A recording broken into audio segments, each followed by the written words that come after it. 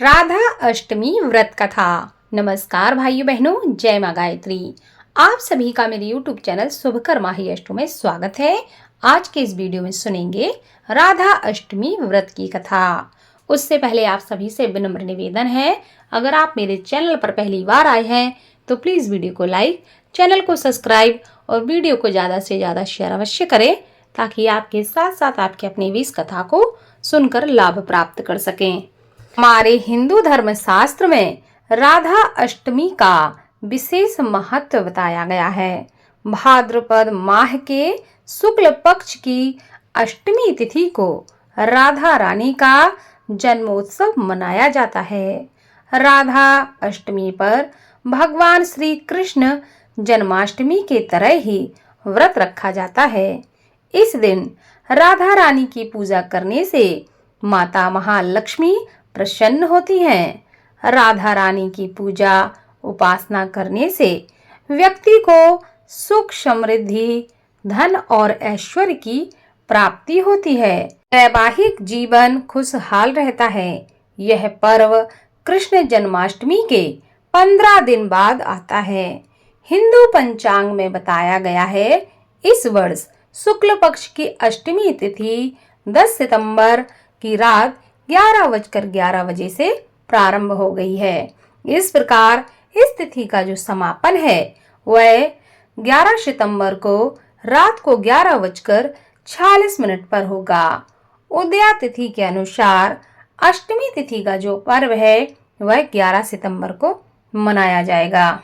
इस दिन विवाहित महिलाएं संतान सुख और अखंड सौभाग्य की प्राप्ति के लिए इस व्रत को रखती हैं।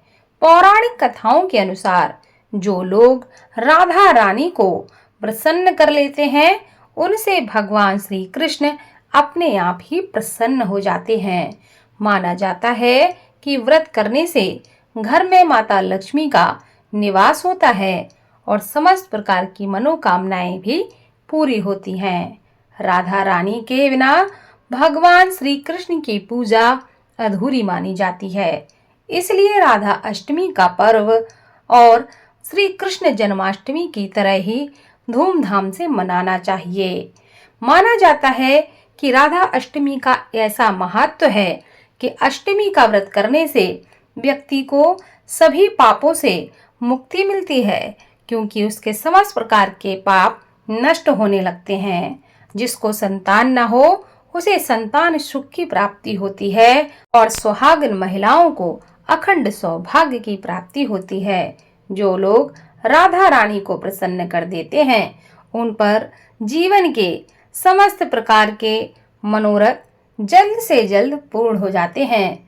व्रत करने से आपकी समस्त मनोकामनाएं पूरी होती हैं। भाद्रपद माह के शुक्ल पक्ष की अष्टमी तिथि को राधा रानी का जन्म हुआ था, इसीलिए इस दिन हर साल राधा अष्टमी का त्योहार मनाया जाता है।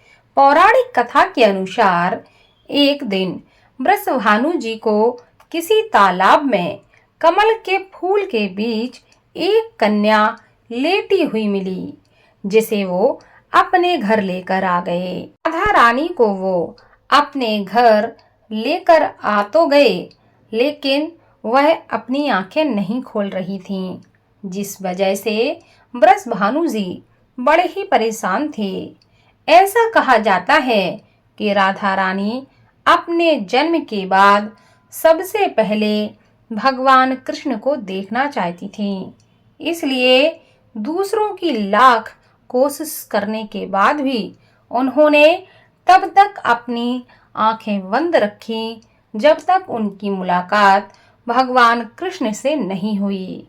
बाल्यावस्था में जब उनकी मुलाकात भगवान श्री कृष्ण से हुई, तब जाकर राधा रानी ने अपनी आंखें खोली। पद्म पुराण के अनुसार एक बार राधा रानी के पिता वृषभानु जी यज्ञ के लिए भूमि साफ कर रहे थे।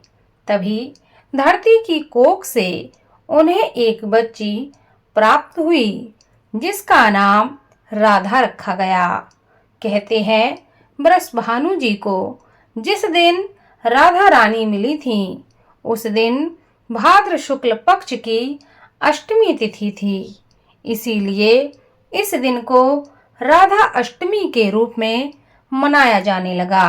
कहते हैं जो व्यक्ति राधा अष्टमी का व्रत करता है उसके समस्त प्रकार के कष्ट दूर हो जाते हैं।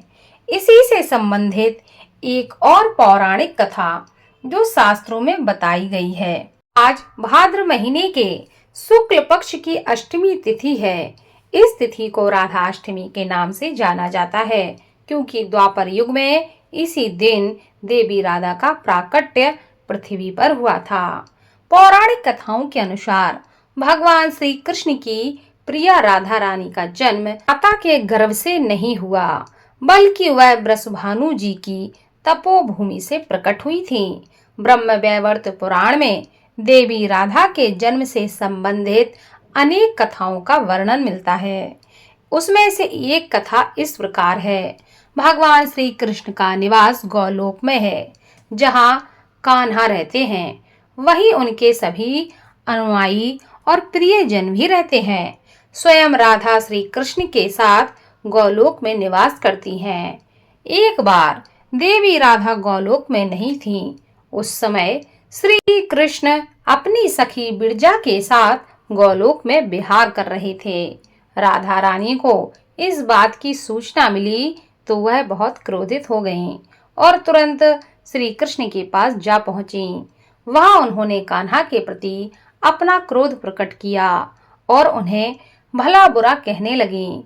श्री कृष्ण के प्रति राधा का क्रोध देखकर कान्हा के मित्र श्री सुदामा को बड़ा बुरा लगा और उन्होंने राधा को पृथ्वी पर जन्म लेने के लिए श्राप दे दिया। राधा को भी यह बात अच्छी नहीं लगी। राधा को इस तरह क्रोध में देखकर बिरजा वहां से नदी के रूप में चली गई। इस श्राप के बाद देवी राधा ने सुदामा को राक्षस कुल में जन्म लेने का श्राप दे दिया। देवी राधा के श्राप के कारण ही श्री सुदामा शंखचूर्ण नामक राक्षस के रूप में उसका अगला जन्म हुआ। वहीं राक्षस जो भगवान विष्णु का अनन्य भक्त बना और देवी राधा ने वृषभानु की पुत्री के रूप में पृथ्वी पर जन्म लिया।